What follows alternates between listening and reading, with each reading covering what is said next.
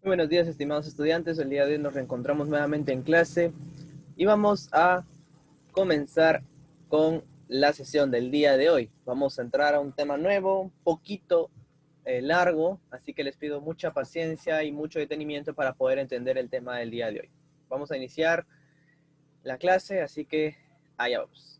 Querido Padre que estás en los cielos, santificado y glorificado sea tu nombre, Señor. En esta oportunidad, a través de la plataforma, estamos compartiendo nuevamente conocimiento, Señor, para permitir que tus hijos en casa sigan con este aprendizaje continuo, con esta formación académica, porque la educación no está en cuarentena, Señor. Te pedimos estos favores, que los bendigas y los protejas, en el nombre de Jesús. Amén. Muy bien, vamos a comenzar el día de hoy con el tema de respiración celular, ¿sí? Y como idea fundamental vamos a entender que la respiración celular suministra energía para las funciones vitales, ¿correcto? Muy bien, ¿qué debemos comprender del tema? Debemos comprender que la respiración, hay dos tipos de respiración, una aeróbica y una respiración celular anaeróbica. La primera, la respiración celular aeróbica, requiere oxígeno y va a proporcionar un gran rendimiento de ATP a partir de glucosa. La respiración celular anaeróbica va a proporcionar un pequeño rendimiento de ATP a partir de glucosa. Ya vamos a ver las diferencias del por qué y por qué, ¿correcto? El ATP de la respiración celular también, ¿sí?, está disponible de forma inmediata como una fuente de energía para la célula, ¿correcto? Para la célula. Y la respiración celular es la liberación controlada de energía de los compuestos orgánicos para producir ATP. ¿Sí? Muy bien. Como aplicaciones vamos a ver que la producción de lactato en humanos, ¿sí?, es cuando se usa la respiración anaeróbica para maximizar la capacidad de las contracciones musculares, ¿sí? Y vamos a ver el uso de la respiración celular anaeróbica en levaduras para producir etanol y dióxido de carbono al elaborar productos de panadería y repostería, ¿correcto? Muy bien. Vamos entonces con nuestro tema. El ATP es una fuente de energía, ¿sí? Y el ATP de la respiración celular está disponible como una fuente, ¿ya? El ATP se le conoce como la moneda universal energética, ¿correcto? Como la moneda universal energética. Sin embargo, ¿sí? Sin embargo, no toda la energía química que hay de los compuestos orgánicos se almacena como energía de ATP durante la respiración celular. Hay una parte que se va a transformar en calor, ¿sí? Y el organismo pues no lo aprovecha, no lo recicla y se pierde, ¿sí? Hay algunas imágenes, ¿no? De unas termografías mostrando la difusión del calor a través de la superficie del cuerpo, ¿correcto? ¿Cuáles son las ventajas de el ATP? La ventaja del ATP es que su energía se libera instantáneamente al hidrolizarse en un solo paso, ¿sí? Es sumamente beneficioso para la célula, por eso es que es tan importante, ¿correcto? Entonces vamos a entender el día de hoy cómo es que se produce ATP y cuáles son las dos rutas posibles, las rutas metabólicas posibles, ¿ya? La respiración celular es la liberación controlada de energía mediante enzimas organizadas en rutas y ciclos metabólicos y controlada, correcto, controlada mediante inhibición por el producto final. Hay dos mecanismos, como les dije, anaeróbica, ¿ya?, que se va a dar en ausencia de oxígeno y bajo rendimiento en ATP, 2 ATP por cada glucosa. Y aeróbica es en presencia de oxígeno y alto rendimiento de ATP, más o menos más de 30 ATP por glucosa. ¿Sí? Muy bien. Estos son los tipos de respiración celular. ¿Ya? La respiración celular anaeróbica, es decir, sin oxígeno, se va a dar completamente en el citoplasma. ¿Ya? Se va a dar completamente en el citoplasma. Pero la respiración celular aeróbica, es decir, la que sí requiere oxígeno, ¿sí?, va a pasar primero de una fase en el citoplasma, luego atraviesa, ¿no?, y se abre paso hacia la mitocondria, ¿sí? Hacia la mitocondria. ¿Qué tienen en lugar o qué tienen en común ambas? Que la primera fase, llamada glucólisis, se va a dar sí o sí en el citoplasma, ¿sí? Vamos a evaluar cada una de ellas, ¿correcto? Vamos a evaluar cada una de ellas. Hablemos de la respiración celular anaeróbica, ¿sí? La respiración celular anaeróbica proporciona un pequeño rendimiento de ATP, Y es que la glucosa, ¿sí? La glucosa, correcto, un azúcar, un monosacárido, se va a degradar en la respiración celular anaeróbica sin utilizar nada de oxígeno, ¿sí? Aquí no hay presencia de oxígeno, ¿sí? Y esta es una degradación parcial que va a producir ATP, ¿ya? Pero este ATP tiene la ventaja de que se produce lo más rápido posible, ¿correcto? Es de manera muy rápida, muy eficiente, ¿sí? Y esto lo hacen algunos seres vivos en tres tipos de situaciones en las que se vean pues involucrados. Primero, cuando se necesita cierta cantidad de ATP, pero de forma muy inmediata, así, lo más rápido posible. Cuando el suministro de oxígeno empieza a escasear y la respiración aeróbica ya no es posible, correcto, estamos hablando propiamente de las bacterias, por ejemplo, y cuando en el medio no hay nada de oxígeno, como ocurre en los suelos anegados, ¿sí? En los suelos anegados. Por ejemplo, ahí ven ustedes dos fotografías, y en la primera, donde ven un arbolito, es un suelo de manglar, ¿sí? Que está permanentemente inundado y en condiciones anaerobias, por lo que las plantas tienen que desarrollar raíces aéreas, ¿sí? Que van a asomar por la superficie del agua para que éstas puedan respirar, ¿ya? Porque recuerden que las plantas tienen que respirar, ¿sí? Y si no hay oxígeno, pues no van a poder respirar, ¿ya? En el fondo de las tuberías, ¿ya? De las turberas, los restos vegetales se descomponen lentamente en anaerobiosis. ¿Ya? Ese es otro proceso también. Entonces ahí vemos ejemplos claros de aquellos organismos pues, que van a realizar respiración anaeróbica. ¿Y cuáles son las partes de esta respiración? La respiración anaeróbica, ¿ya? Es un tipo de fermentación, ¿sí? Que va a tener lugar, pues nuevamente les recalco, en ausencia de oxígeno, ¿sí? Además de esto, este tipo de fermentación va a producir gases y productos degradados que todavía son orgánicos, ¿ya? Los gases y productos orgánicos producidos por la fermentación no son siempre los mismos. Por ejemplo, en los humanos o animales, la glucosa se va a convertir en ácido láctico o también llamado lactato. En cambio, en las levaduras, ¿sí? Y en los vegetales, ¿sí? En las levaduras es un tipo de hongo unicelular y las plantas, todas las plantas, la glucosa es convertida en etanol y CO2, ¿sí? En etanol y CO2. Ahora, tanto el lactato como el etanol son tóxicos y la célula o los produce en pequeñas cantidades o los expulsa al exterior, ¿ya? Tengan en cuenta estas circunstancias. Se produce poco ATP, ¿sí? Muy bien. Entonces, aquí está. Primero tenemos fermentación láctica, ¿sí? Tengo yo moléculas de glucosa que he ingerido, ¿no? Como un ser humano, como animal, he ingerido carbohidratos y yo en mi dieta he ingerido glucosa. Entonces, mis células van a degradar esta glucosa a través de una serie de ruta metabólica para darme lactato. ¿Ya? Si acaso soy un animal, soy un ser humano. Pero si soy una plantita, voy a hacer una fermentación alcohólica. Y lo mismo va a suceder. Voy a degradar la glucosa, ¿correcto? Va a pasar por una serie de reacciones metabólicas y voy a tener como producto final etanol y CO2. ¿Ya? Etanol y CO2. Ahora, vamos a ver el proceso con más detalle. Aquí está. ¿Sí? Aquí está.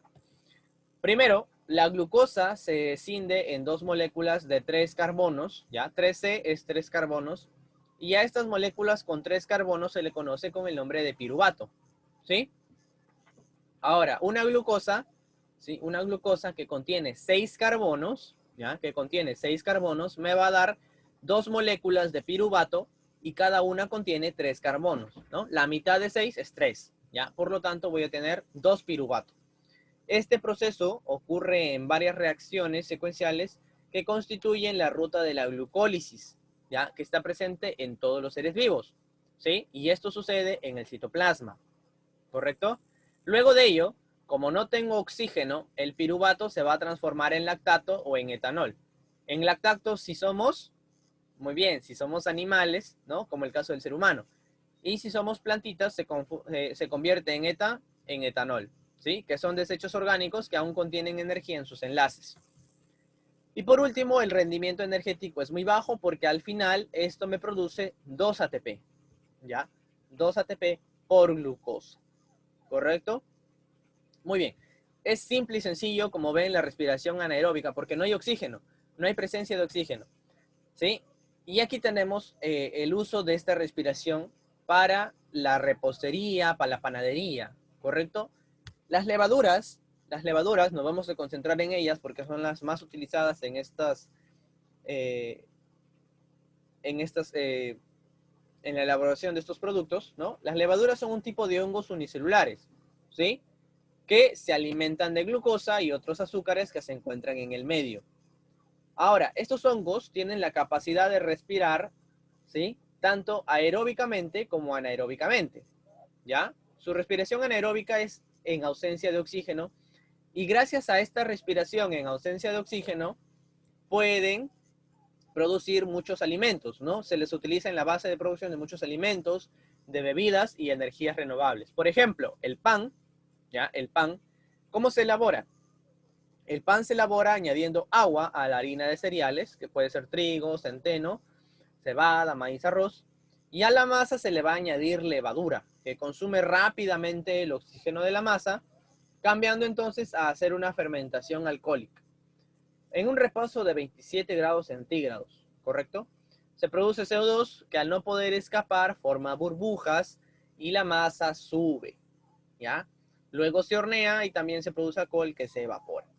Ya, si ustedes han revisado el pan, si ustedes son muy curiosos y revisan la migaja, ustedes van a notar que hay como pequeños circulitos que no han sido rellenados, ¿cierto? Esos circulitos son burbujas que se han producido, ¿ya? Pero que han quedado así por un proceso de calentamiento, porque han sido horneados, ¿ya? Pero ello, ¿qué dice? Esas burbujitas nos dice que ese CO2 no ha escapado, ¿correcto? No ha escapado y ha formado sus burbujitas, ¿ya? Entonces, la migaja básicamente es CO2, ¿sí? Es CO2, ¿correcto? Muy bien, vamos a continuar entonces con el tema, ¿sí? Allí vamos entendiendo un poco más, ¿no? Por eso es que la masa, ¿no? Al ese CO2 no poder escapar, la masa sube, se infla y podemos tener un pancito, ¿no? Lo mismo sucede, por ejemplo, con las tortas, ¿no?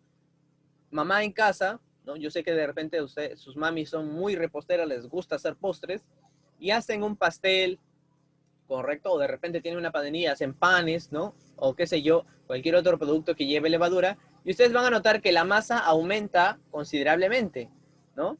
De lo que, por ejemplo, tenían el tamaño de su mano cuando elaboraron la masa, cuando ya lo hornearon, ahora esa masa creció y se hizo más grande, ¿no? Se hizo más grande. ¿Qué sucedió? Bueno, sucedió un proceso de fermentación alcohólica, ¿correcto? Muy bien.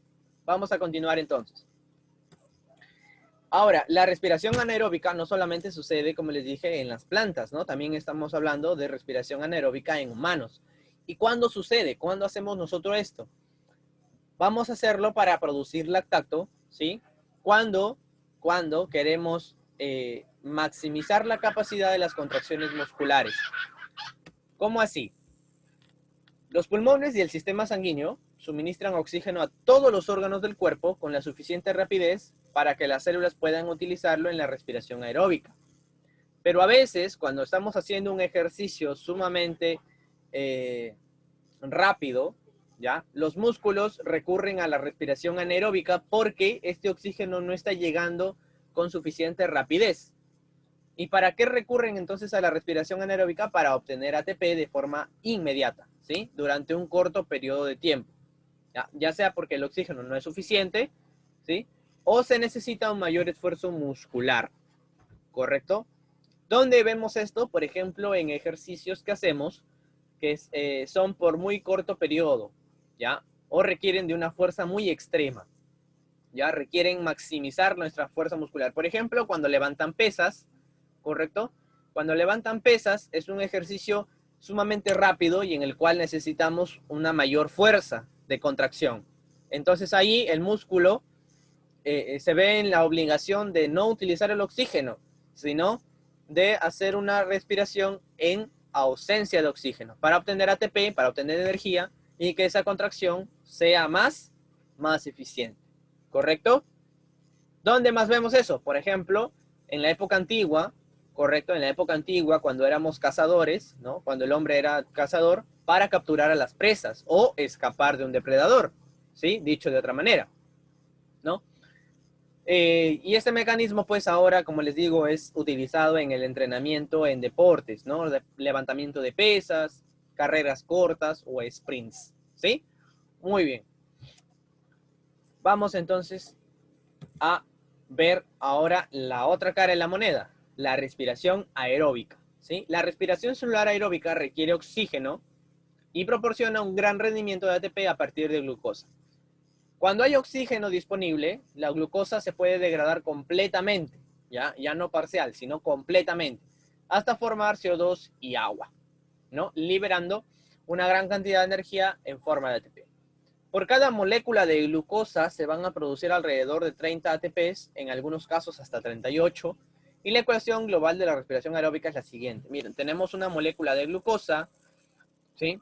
Más oxígeno, pasa por una serie de reactas metabólicas y me va a formar CO2, me va a formar agua, me va a formar calor, ¿sí? Muy bien, vamos ahora a ver cada paso de la respiración aeróbica, así como hemos visto de la respiración anaeróbica. En la respiración aeróbica, la primera ruta, al igual que en la respiración anaeróbica, es la glucólisis. ¿Ya? Es la ruta metabólica encargada de oxidar la glucosa con la finalidad de obtener energía para la célula.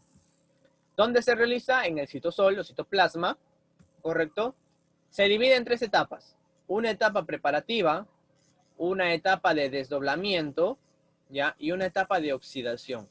Y como producto final, ¿sí? Como producto final voy a tener 2 piruvato, ¿sí? Ustedes recuerdan, 2 piruvato, 2 NAD y 2 ATP, ¿ya? En la etapa preparativa, ¿no? Dicho, valga la redundancia de otra manera, voy a preparar a mi glucosa invirtiendo ATP, ¿ya? Yo sé que ustedes van a pensar que la finalidad en sí es ganar ATP, ¿ya? Pero esperen, vamos paso por paso, ¿ya? En la etapa preparativa, ¿ya? En la etapa preparativa voy a preparar, como les dije, valga la redundancia, a mi glucosa invirtiendo 2 ATP. Miren, ven. Aquí invierto uno y aquí invierto otro, ¿correcto? Luego viene una etapa de desdoblamiento, ¿sí? Ustedes como ven acá, hay 2, ¿no? Se desdobla, ¿correcto? Se desdobla. Y luego viene una etapa de oxidación. En esta etapa de oxidación, ¿ya? En esta etapa de oxidación en la cual voy a obtener 2 piruvato, ¿ya? En la cual voy a obtener 2 piruvato, obtengo como producto final 4 ATP, ¿ya? 4 ATP. Pero, si yo obtengo 4 y en un inicio invertí 2, ¿cuánto sería mi ganancia neta? 2, ¿verdad? La diferencia. Por eso es que les digo que obtengo 2 piruvato, 2 NAD, que estamos aquí, que también los gané, y 2 ATP, ¿correcto? Esa es la secuencia inicial, ¿sí? No les voy a decir la serie de reacciones para no confundirlos un poco más, pero sí tienen que estar esas etapas bien definidas. Etapa preparativa, etapa de desdoblamiento y una etapa de oxidación, ¿no? Y lo que me interesa que aprendan es los productos finales por cada suceso, ¿no? En este caso de la glucólisis tengo 2 piruvato, 2 NADH y 2 ATP. Luego tenemos al ciclo de Krebs. El ciclo de Krebs es una ruta metabólica, ¿ya? También es parte de, es la segunda fase, de una serie de reacciones químicas que forma parte de la respiración celular, ¿sí? Donde va a ser liberada energía almacenada a través de la oxidación del acetilcoenzima A, ¿no? Derivado de carbohidratos, lípidos y proteínas en dióxido de carbono y energía química en forma de ATP, ¿ya? ¿Dónde se realiza el ciclo de Krebs? Una vez que obtuve los piruvatos, ¿ya? Una vez que obtuve los piruvatos, al piruvato yo voy a hacerlo pasar por una serie de reacciones químicas hasta formar acetilcoenzima A, ¿ya? El piruvato al final me va a formar acetilcoenzima A. Luego de eso, ya, antes de continuar, ustedes tienen que memorizar lo siguiente. Un NADH es igual a 3 ATP, ¿ya? Porque aquí vamos a ver más que nada NADH, FADH, entonces tenemos que tener esas conversiones. El NADH es igual a 3 ATP, el FADH es igual a 2 ATP, ¿sí? Y aquí, como productos finales, voy a tener 3 NAD, un FAD y un ATP. ¿Ya? Muy bien, entonces continuemos con el ciclo de Krebs. ¿Ya? No les voy a decir todas las reacciones porque es un tanto complejo, pero sí lo que deben saber es lo siguiente. ¿Ya? Que el piruvato, ¿ya? Recuerden que eran 2 piruvatos, ¿ya? Y un piruvato me forma un acetilcoenzima A, que ese acetilcoenzima A va a hacer toda esta serie de reacciones llamadas ciclo de Krebs. Por lo tanto,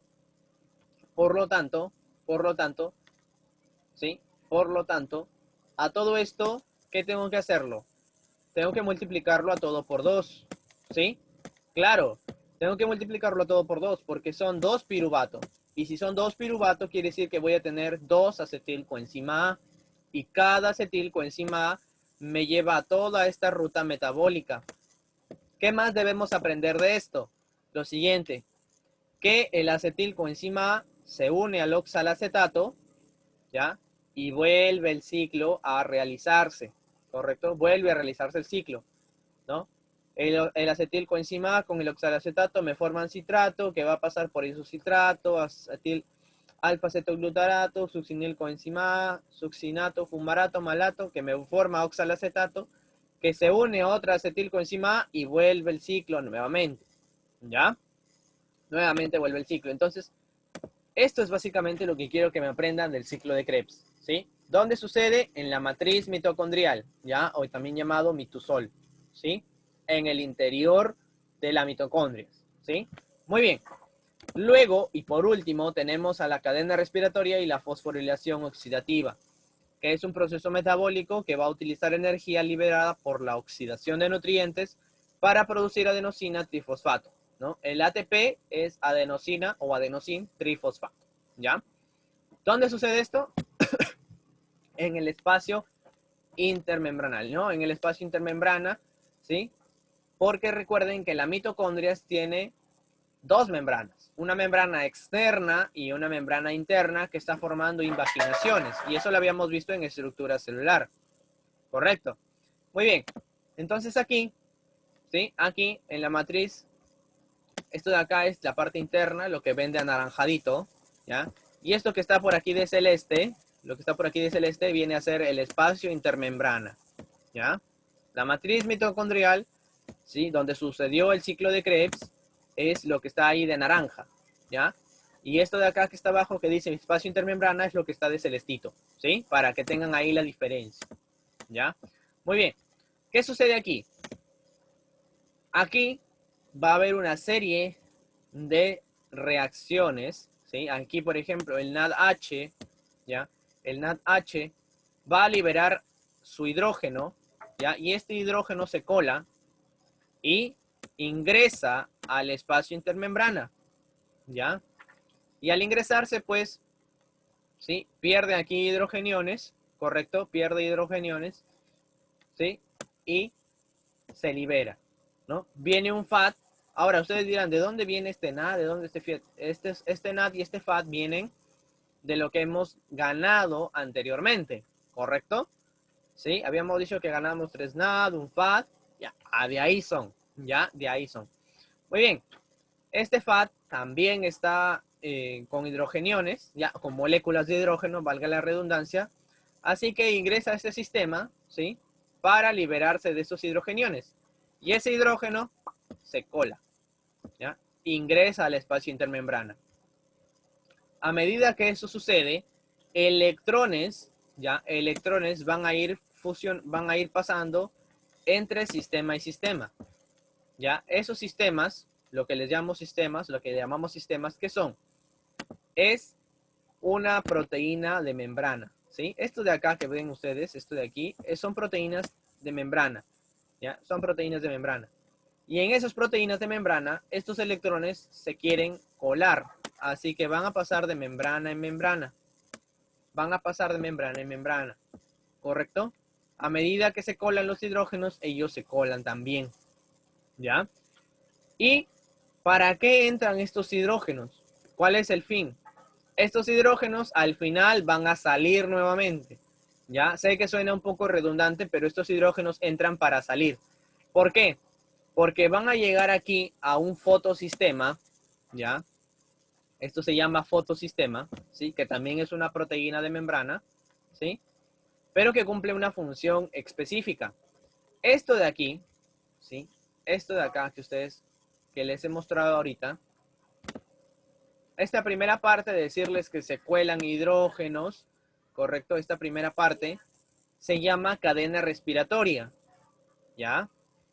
Y esta segunda parte, donde vemos al fotosistema con los hidrogeniones, forma lo que se llama la fosforilación oxidativa.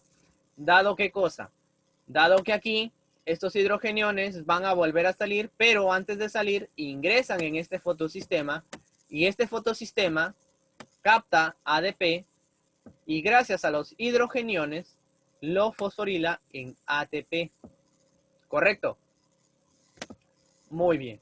Entonces, esto es una serie de reacciones, ¿correcto? Es una serie de reacciones de una ruta metabólica para obtener como producto final ATP, porque eso es lo que me interesa, ¿sí? Eso es lo que me interesa. Al final, aquí está el balance energético, ¿ya? Al final, esto es lo que deben aprender, ¿sí?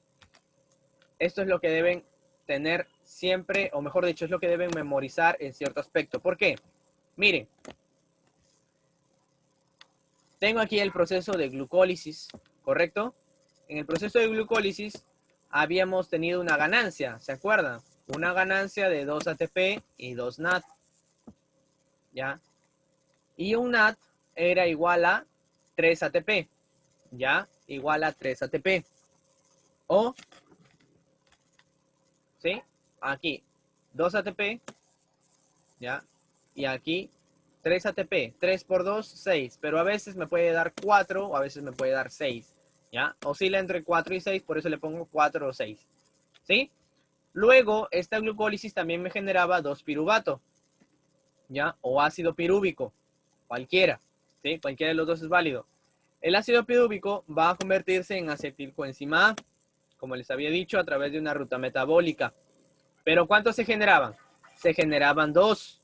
Y como se generan 2, yo multiplico, ¿ya? Yo multiplico. ¿Por qué? Porque aquí para convertir ácido pirúvico o piruvato en acetilcoenzima A me van a dar o voy a obtener un NAT, ¿ya? Un NAT. Y un NAT era igual a 3 ATP. Y aquí está. Como son 2, 2 por 1, ¿no? O 2 por 3 es igual a 6 ATP. En el ciclo de Krebs voy a tener esto de aquí, un ATP, 3 NAD y un FAT. Pero, ¿por qué lo multiplico por 2?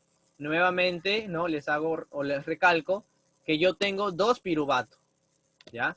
Y solamente por un piruvato obtengo un ATP, 3 NAD y un FAT. Pero como son 2, lo multiplico por 2, ¿no? Y aquí me da la conversión total solamente en ATP, que es lo que me interesa. Al final yo sumo, y si sumo todo, ¿sí? Si sumo todo me va a dar un balance entre 36 a 38 ATP, un rendimiento superior a la respiración anaeróbica, correcto, en la cual obtenía solamente 2 ATP.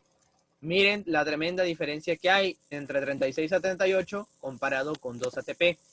Quiere decir entonces que ¿cuál es más eficiente? ¿La respiración anaeróbica o la respiración aeróbica?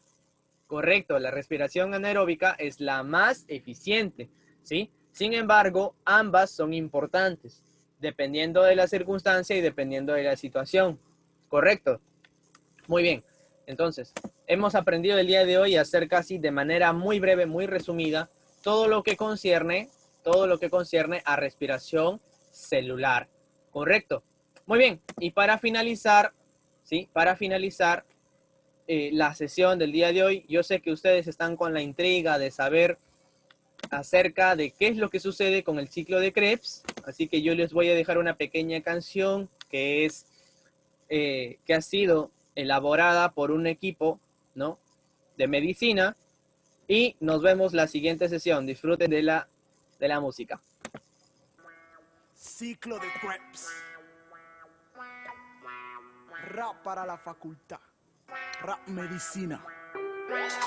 Se condensa el acetil-CoA y el oxalacetato. Por la enzima citrato sintasa se forma el citrato.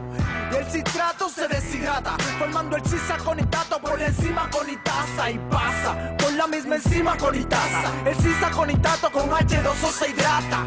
Y al hidratarse me forma el isocitrato. Y una oxidación forma el oxalosuccinato. Pero, ¿cuál fue la enzima de la oxidación? Isocitrato deshidrogenasa en esta ocasión. Resalto un hecho en esta acción. Los primeros 3 ATPs en esta reacción. El oxalosuccinato se descarboxila, reacción que se produce a través de la misma enzima y se convierte en alfa-cetoglutarato. No es complicado, apréndete el ciclo novato. El alfa-cetoglutarato pasa a succinil-CoA por una descarboxilación oxidativa, enzima que en este proceso tiene cabida. Alfa-cetoglutarato deshidrogenasa activa. Y en esta etapa del ciclo de Krebs se produce 3 ATPs otra vez, mientras el succinil-CoA forma el succinato porque se fosforila a nivel de sustrato. Cuando el succinil-CoA, entonces el succinato pasa por la enzima succinil-CoA dioquinasa, se libera un ATP más en el proceso. Llégale, colega, al ciclo que tú sabes de eso. El succinato pasa al fumarato por oxidación, produciendo 2 ATPs en liberación. La succinato deshidrogenasa con su introducción fue la enzima que aquí tuvo participación. El fumarato pasa al malato cuando se hidrata, realizado proceso por la enzima fumarasa, y el malato se oxida y de momento pasa, actúa la malato deshidrogenasa. Entonces el malato vuelve al oxalacetato, liberando 3 ATPs en tan solo un rato. Luego sigue el proceso como inició el principio, y llega el acetil-CoA de nuevo y se repite el ciclo. Se condensa el acetil-CoA y el oxalacetato. Por la enzima citrato sintasa se forma el citrato. Bien, estimados estudiantes, nos vemos la siguiente semana. Cuídense mucho y Dios los bendiga.